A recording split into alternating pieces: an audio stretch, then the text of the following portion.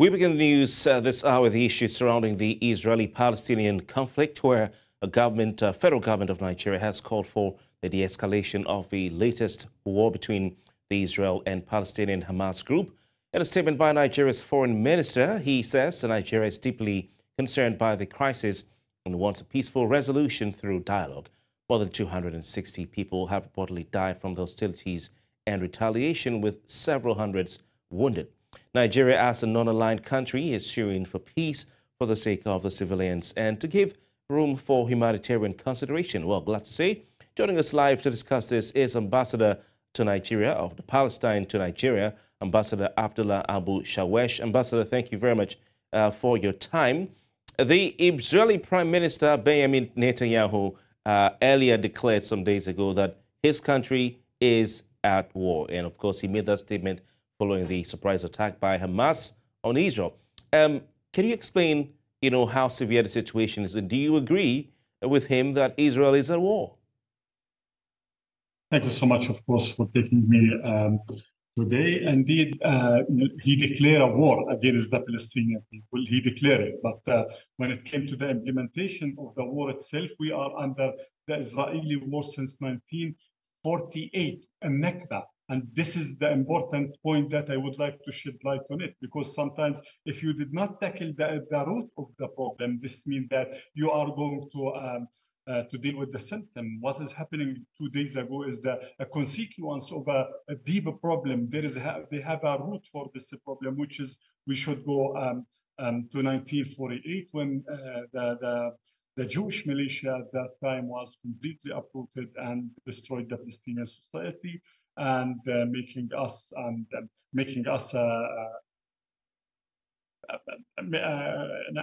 conducted an ethnic cleansing against the Palestinian people. 950,000 Palestinians, which is the majority at that time of the Palestinian population, became a refugee. 531 town and village was completely wiped from the ground, and we became a refugee as a Palestinian. This is the root of the problem. Then the problem was escalated, and the issue was escalated, and the problem graduated till we reached 1976, when Israel occupied the remaining part, the 22% remaining part of the historical lands of Palestine, and all the Palestinian people whom remain on the historical part of Palestine between the Mediterranean Sea and the Jordan River became under the Israeli occupation. Then Israel continued its escalation since the first day of the last occupation. So that what is happening just 2 days ago, when 2 days ago is not the beginning, it's one of the step forward. And this Israeli aggression. Why? The question is why everyone wants us as a Palestinian to start discussing this issue as if we slept last Friday, where everything was very good. Then we woke up Saturday and there is something all right. dangerous. Ambassador Shawesh, you've taken us. Ambassador Shawesh, you've taken us down memory lane. But a question to ask is, what is the position of the Palestinian Authority on this recent attack by Hamas on Israel?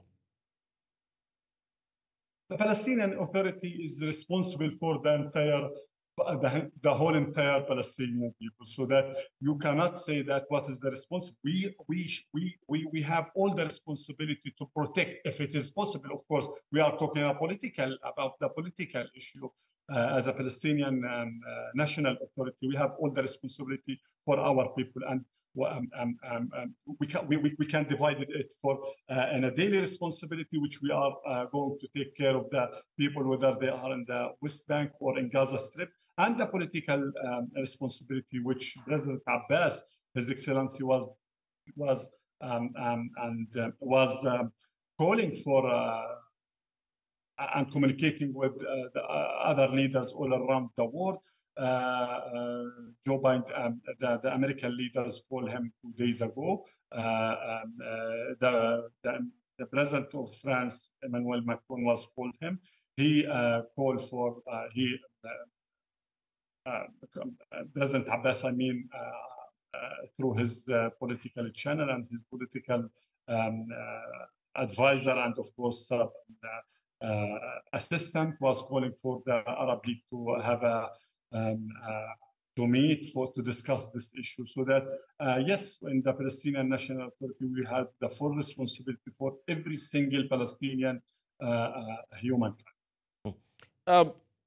The Israelis have always started the ancestral right to the lands that has been contested by the Palestinians. You talked about 1976 and the expansion.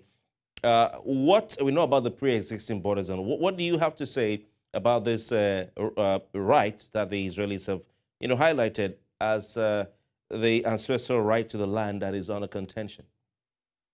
Let me again take you back to the history. This is very important because history is very important for the whole entire historical land of Palestine is our land, and it is belong to us, only to us as a Palestinian. When Israel was established in 1948, they confiscated 78% of the historical land of Palestine. Then in 1967, they occupied the remaining part of the historical land of Palestine. We, the Palestinians, led by Chairman Yasser Arafat 30 years ago, agreed to sacrifice and to start a new chapter of the history, to build and to create our state in only 22% of our historical land. Israel is claiming that also the Golan Heights is their land. Smotrich 2 months ago in Germany presented a map for Israel, which is the border of Israel starting from the middle of Egypt, which is the Nile River till the Furat River in Iraq. So this is what the Messianic people in Israel believe, that not only Palestine, half of Egypt, Syria, Lebanon, Jordan, and the part of North Saudi Arabia and part of Iraq, of course, is belonging to them. So there is no surprise when they're claiming that West Bank, East Jerusalem, and Gaza is still belong to them. Ambassador Shawesh, what role do you think African countries, and in particular Nigeria, can play in resolving this conflict? It's not only the African country, but for sure African countries have their long history and a very good and very strong relation with the Palestinian people. Also, the majority of the African countries have a good relation with Israel.